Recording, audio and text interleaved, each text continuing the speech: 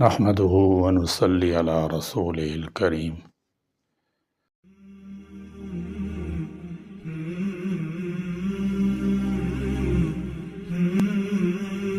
سب سے پہلے یہ بات جان لینی چاہیے کہ ہمارے لیے سب سے بہترین ہدایت، رہنمائی اور سب سے اعلیٰ درجہ کی تعلیم قرآن ہے۔ اسی طرح سے دین اسلام میں سنت کی بھی وہی شرعی حیثیت ہے جو قرآن کی ہے، کیونکہ سنت قرآن کی تفسیر اور تشریح ہے۔ قرآن کو سمجھنے کے لیے سنت کو نظر انداز نہیں کیا جا سکتا۔ سنت کے بغیر قرآن کا سمجھنا اور اس پر عمل کرنا مشکل ہے۔ زندگی کے ہر معاملہ میں قرآن و سنت پر عمل کرنا ہدایت و کامیابی کی ضمانت، اور اس کو ترک کرنا ضلالت و گمراہی اور نقصان کا باعث ہے۔ مسلمانوں کو تمام امور جس بات کا سب سے زیادہ اہتمام کرنا چاہیے وہ ہے اپنے تمام حرکات و سکنات، مثلا کھانا پینا، اٹھنا بیٹھنا، سونا جاگنا اور ہنسنا رونا وغیرہ، یہاں تک کہ جب بندہ قضاء حاجت کو بھی جائے تو اپنے رسول کی سنت کو مد نظر رکھتے ہوئے جائے۔ چنانچہ رسول اللہ صلی اللہ تعالی علیہ وسلم کی سنت پر عمل کرنا اور صبح سے لے کر شام تک اپنی ساری کی ساری زندگی کو آپ صلی اللہ تعالی علیہ وسلم کے طریقے کے مطابق منظم کرنا ہر انسان کے لیے ضروری ہے۔ جس طرح توحید کی ضد شرک ہے، اس طرح سنت کی ضد بدعت ہے، اور عقیدہ اور اعمال کی بربادی میں شرک کا پہلا نمبر ہے تو بدعت دوسرے نمبر پر فائز ہے۔ افسوس کہ آج مسلم معاشرے میں مختلف طریقوں اور ناموں سے بے شمار بدعات و خرافات کا سلسلہ جاری و ساری ہے۔ ایسے اعمال جن کا قرآن و سنت سے دور دور تک کوئی تعلق نہیں اور لوگ اسے دین کا حصہ سمجھ کر انجام دے رہے ہیں، وہ تمام امور بدعات میں شمار کیے جائیں گے۔ اکثر مسلمان بدعت کو سنت سمجھ کر عمل کر رہے ہیں، لہذا ایک مسلمان کے لیے سنت اور بدعت میں تفریق کی سمجھ ہونا لازم ہے۔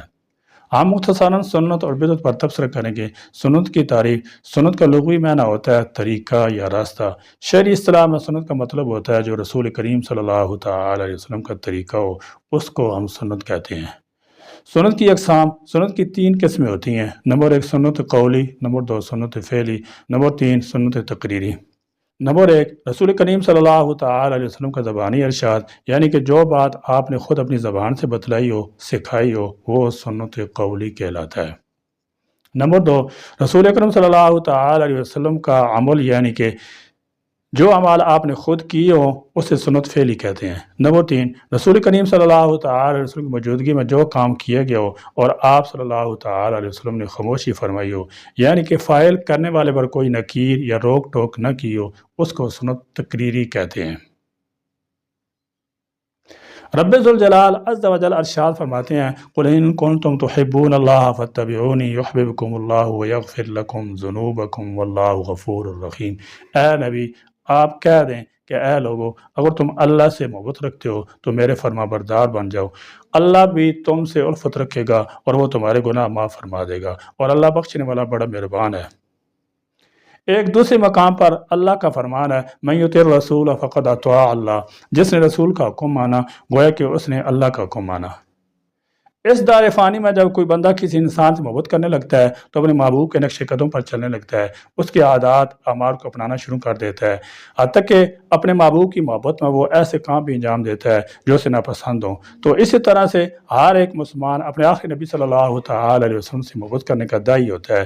چنانچہ محبت کا مطلب تو یہی ہوا کہ ان کے تمام حکم کو دل و جان سے اپنانا چاہیے، ان پر عمل پیرا ہو کر زندگی گزارنی چاہیے۔ پھر جب بات آتی ہے سنت پر چلنے کی تو وہ سارے رسول سے محبت کے داعی کہاں غائب ہو جاتے ہیں۔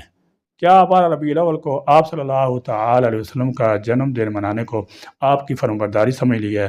کیا یہ انسانوں کے لیے خسارے کا سامان نہیں ہے؟ مسلمانوں، یاد رکھو، اگر رسول سے محبت کا دعویٰ کرتے ہو تو اللہ کی رسی کو مضبوطی سے پکڑو اور اس کے رسول کی اطاعت کرو، صحیح احادیث پر عمل پیرا ہو کر اپنی زندگی بسر کرو، اسی میں کامیابی کی ضمانت ہے، ورنہ نبی کے نام پر ڈھول بجانے سے کچھ حاصل ہونے والا نہیں ہے۔ ایسے اعمال سے بچو جن کا قرآن و حدیث سے کوئی تعلق نہیں، جن کا نبی کریم صلی اللہ تعالی علیہ وسلم سے کوئی واسطہ نہیں۔ افسوس کہ آج کا مسلمان اپنی ساری زندگی بدعات و خرافات میں انجام دیتے گزار رہا ہے۔ جو عمل باپ دادا کرتے آ رہے ہیں ان امور کا کوئی تعلق دین اسلام سے ہے بھی یا نہیں، کیونکہ غم اس بات کا نہیں ہے کہ لوگ بدعت پر عمل کر رہے ہیں، بلکہ غم تو اس بات کا ہے کہ لوگ بدعت کو سنت سمجھ کر انجام دے رہے ہیں۔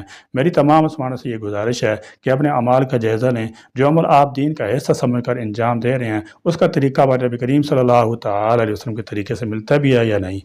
لہذا ہمارے لیے یہ ضروری ہے کہ ہم ہمارے نبی کی صحیح اور ثابت شدہ سنتوں پر عمل کریں۔ سنت کی اہمیت، آپ میں سے کس کا اللہ کے دربار میں کتنا مقام مرتبہ ہے، اس کا دار و مدار بھی رسول اللہ صلی اللہ تعالی وسلم کی فرمانبرداری پر ہے۔ یعنی کہ جس قدر آپ نبی علیہ الصلوۃ والسلام کی سنتوں کے پیروکار ہوں گے، اتنا زیادہ اللہ کے یہاں لائق قابل احترام ہوں گے۔ لیکن افسوس کہ سنت پر عمل کرنے والوں کی تعداد بہت تھوڑی سی ہے، کیونکہ آج سنت کے مقابلے میں انسان سونا چاندی اور روپیہ پیسہ کو زیادہ ہے بلکہ بہت زیادہ اہمیت دیتا ہے۔ یہی وجہ ہے کہ میں یہ بات بالکل دعوے کے ساتھ کہہ سکتا ہوں کہ اگر لوگوں سے یہ کہا جائے کہ جو شخص ایک سنت پر عمل کرے گا تو آپ دیکھیں گے کہ تمام لوگ اپنی زندگی کے تمام معمولات میں صبح سے لے کر شام تک زیادہ سے زیادہ سنتوں پر عمل کرنے کی کوشش کریں گے، کیونکہ انہیں ایک سنت پر عمل کرنے کے بدلے میں مال و دولت نظر آ رہا ہوگا۔ لیکن یہ مال و دولت کے پجاری یہ کیوں نہیں سمجھتے کہ کیا یہ مال اس وقت آپ کو کوئی فائدہ پہنچا سکے گا جب آپ کو قبر میں لٹا دیا جائے گا، آپ کی سانسیں بند ہوں گی اور آپ پر مٹی ڈال کر لوگ تنہا چھوڑ جائیں گے۔ اللہ فرماتا ہے بل تؤثرون الحیات الدنیا والآخرۃ خیر وابقیٰ، یعنی کہ تم تو دنیا کی زندگی کو ترجیح دیتے ہو، حالانکہ آخرت بہت بہتر اور ہمیشہ باقی رہنے والی ہے۔ سنت پر عمل کرنے کے فائدے، سنت پر عمل پیرا ہونے سے بندہ مومن کو اللہ تعالیٰ کی محبت نصیب ہوتی ہے۔ فرائض میں جو کمی رہ جاتی ہے وہ ان سنتوں پر عمل کرنے کی وجہ سے پوری کر دی جاتی ہے۔ اتباع سنت کی بنا پر انسان بدعت سے محفوظ رہتا ہے۔ سنت کی پیروی کرنا شعائر الہی کے احترام کا حصہ ہے۔ سنت پر عمل کرنے والا انسان اللہ کے یہاں ہمیشہ محبوب ہوتا ہے۔ سنت پر عمل کرنے سے زندگی خوشگوار بنتی ہے۔ ان سب کے علاوہ بھی سنت پر عمل کرنے کے بے شمار فائدے ہیں۔ آپ غور و فکر کریں گے تو معلوم ہوگا کہ قرآن میں نماز ادا کرو، زکوٰۃ ادا کرو، روزے رکھو، استطاعت ہونے پر حج وغیرہ کے تعلق سے آپ کو دیکھنے کو ملے گا۔ لیکن نماز کب اور کتنی رکعتیں پڑھنی ہے، رکوع سجود میں کون سی دعا پڑھنی ہے، زکوٰۃ کب واجب ہوتی ہے، روزے کے مسائل کیا ہیں، اسی طرح سے آج کے مسائل کہ مینا میں کتنی راتیں گزارنی ہیں، عرفات میں کتنی راتیں گزارنی ہیں وغیرہ، یہ سب تفصیلات ہمیں کون بتائے گا؟ اور آپ یہ سمجھتے ہیں کہ کوئی عالم یا مفتی بتا دے گا، تو یہاں پر میں واضح کر دوں کہ کوئی عالم یا مفتی اپنی جانب سے یہ اندازہ لگا کر آپ کو نہیں بتائے گا، بلکہ علماء کرام بھی سنتوں کا رخ کرتے ہیں اور سنتوں کا خاص مطالعہ کرتے ہیں، تب کہیں جا کر آپ تک مسائل کا حل پہنچتا ہے۔ لہذا سنت کی اہمیت کو سمجھیں اور اس کو اپنی زندگی میں نافذ کریں، کیونکہ جس طرح عبادات، نماز، روزہ، حج وغیرہ میں اتباع سنت مطلوب ہے، اسی طرح اخلاق، کردار، کاروبار، حقوق العباد اور دیگر معاملات میں بھی اتباع سنت مطلوب ہے۔ گویا اپنی پوری زندگی میں خواہ انفرادی ہو یا اجتماعی، مسجد کے اندر ہو یا مسجد کے باہر، بیوی بچوں کے ساتھ ہو یا دوست احباب کے ساتھ، ہر وقت اور ہر جگہ سنت کی پیروی مطلوب ہے۔ مختصر یہ ہے کہ سنت کے بغیر ہم کچھ بھی نہیں ہیں، سنت پر عمل کرنا واجب ہے۔ اللہ رب العزت سورۃ الحشر کی آیت 7 میں ارشاد فرماتے ہیں وَمَا آتَاكُمُ الرَّسُولُ فَخُذُوهُ وَمَا نَهَاكُمْ عَنْهُ فَانْتَهُوا، یعنی کہ جو کچھ تمہیں رسول عطا کریں وہ لے لو اور جس سے منع کر دیں اس سے دور رہو۔ اسی طرح ایک حدیث ہے کہ حضرت عرباد بن ساری رضی اللہ تعالیٰ عنہ سے روایت ہے کہ رسول کریم صلی اللہ تعالیٰ علیہ وسلم فرمایا فَعَلَيْكُمْ بِسُنَّتِي وَسُنَّتِ الْخُلَفَاءِ الْمَهْدِيِّينَ الرَّاشِدِينَ، یعنی کہ تمہارے اوپر میری سنت اور ہدایت یافتہ خلفائے راشدین کی سنت لازم ہے۔ معلوم یہ ہوا کہ سنت کو نظر انداز کرنے سے ایک انسان کامل مومن ہو ہی نہیں سکتا۔ ایک انسان کو مکمل مومن ہونے کے لیے یہ ضروری ہے کہ وہ نبی کریم صلی اللہ تعالی علیہ وسلم کی تمام سنتوں کا اعتراف کرے اور ان کو دل و جان سے اپنانے کی کوشش کرے۔ آئیے ہم سب مل کر یہ عہد کریں کہ اپنے پیارے نبی صلی اللہ تعالی علیہ وسلم کی پیاری پیاری سنتوں پر عمل پیرا ہو کر اپنی دنیا اور آخرت کو سنواریں گے۔ اللہ رب العزت سے دعا گو ہوں کہ ہمیں زیادہ سے زیادہ سنت کو اپنی زندگی میں اپنانے کی توفیق عطا فرمائے۔ آمین۔ وآخر دعوانا الحمدللہ رب العالمین۔